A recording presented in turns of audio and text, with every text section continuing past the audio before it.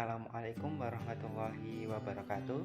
Perkenalkan, nama saya Devri Setiawan dengan NIM 216151064. Di sini saya ingin memenuhi tugas UTS Sejarah Sastra dengan novel karya Ademi Cipane yang berjudul Belenggu.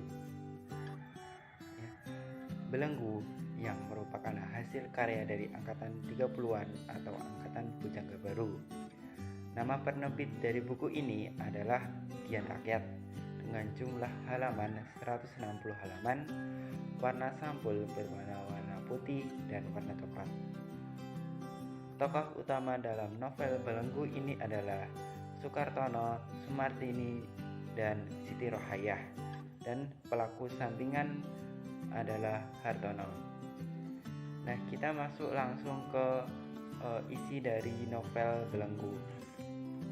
Isi dari novel Belenggu ini mengisahkan seorang Sukartono yang sering disebut sebagai Tono, merupakan seorang dokter yang baik hati, rajin, dan gigih menolong siapapun yang membutuhkan bantuannya. Ia telah menikah dengan Kartini atau Tini, namun pernikahannya itu dirasa sia-sia oleh Tono, sebab Tono merasa Tini tidak seperti seorang istri pada umumnya yang bisa merawat suaminya. Tini memang seorang perempuan yang modernis.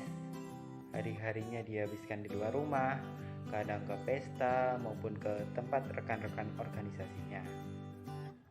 Hal ini membuat Tono merasa kesepian, hingga pada akhirnya ia mendatangi seorang pasien bernama Nyonya Eni. Seketika, saat memandang perempuan itu, Tono terkenang masa lalunya. Seperti pernah bertemu, tapi ia tidak ingat bertemu dengannya. Hingga akhirnya ketika Tono berkunjung kedua kali, Tono baru tahu bahwa Nyonya ini hanyalah nama samaran saja, yang sebenarnya adalah Rohayah atau Yah. Di sini, Tono tahu bahwa Yah adalah masa lalunya. Ketika di Bandung, mereka sempat tinggal bertetangga dan saling mencintai. Namun, karena jalan hidup yang berbeda, akhirnya mereka berpisah.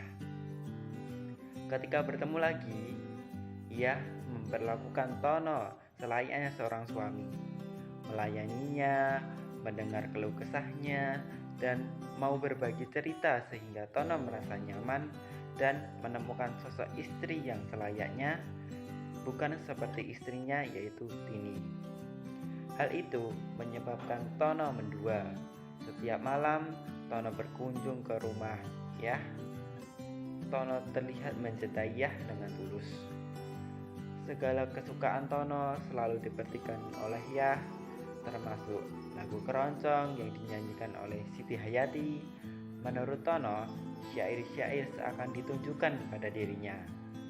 Hingga suatu saat timbul kecurigaan Tono bahwa Yah merupakan Siti Hayati. Awal Yah tidak mengakui hingga pada akhirnya saat Tono menjadi juri keroncong, dia baru melihat sosok Siti Hayati yang tidak lain adalah Yah. Tono merasa dibodohi dan dibohongi. Ia sempat marah kepada Yah. Tapi setelah tahu hal itu semata-mata karena cintanya pada Tono, akhirnya Tono memaklumi Yah.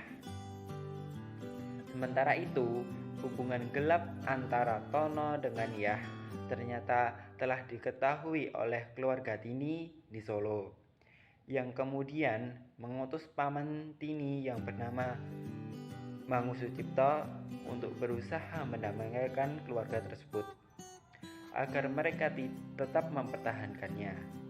Namun, Tini menolak untuk mempertahankannya. Terlebih, Tini mengetahui perselingkuhan Tono dengan Yah.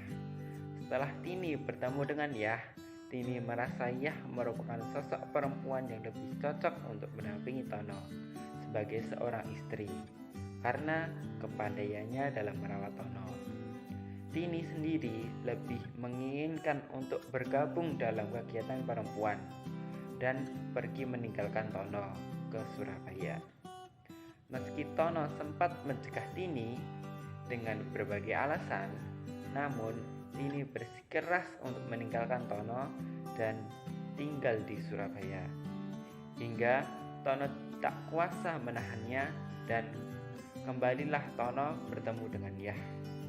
Namun saat Tono ingin bertemu dengan Yah, ternyata Yah juga pergi meninggalkan Tono, merasa sedih karena Tono tidak ada lagi tempat untuk memadu kasih dan tidak ada tempat lagi untuk berbagi cerita. Dari novel Belenggu ini bisa kita ambil kesimpulan bahwa dalam novel ini menceritakan antara suami istri seharusnya saling terbuka dalam membina sebuah rumah tangga. Rasa saling terbuka tersebut sangatlah diperlukan agar hubungan tetap terjaga. Kedua, rasa gengsi dalam hubungan suami istri juga harus dileburkan dalam diri masing-masing. Yang terakhir, yang ketiga, dalam hubungan suami istri, rasa saling cinta sangat diperlukan untuk menjaga atau mendasari sebuah rumah tangga. Tokoh-tokoh Angkatan Pujangga Baru. Tokoh-tokoh Angkatan Pujangga Baru yang pertama ada Sanusi Pane dengan karyanya yang pertama Arilangga Puspa Mega. Yang kedua ada Sultan Takdir Alisa Jamana dengan karyanya Dian Tak Kunjung Padam dan yang lainnya. Yang ketiga ada Hamka yang karyanya Di Bawah Lindungan Ka'bah. Yang keempat ada Armiji Pane dengan karyanya Belenggu Jiwa Beraga. Sekian video tugas dari saya. Apabila ada kesalahan kata atau ucapan, saya mohon maaf. Billahi taufiq wal hidayah wa ridha wa inayah. Wassalamualaikum warahmatullahi wabarakatuh.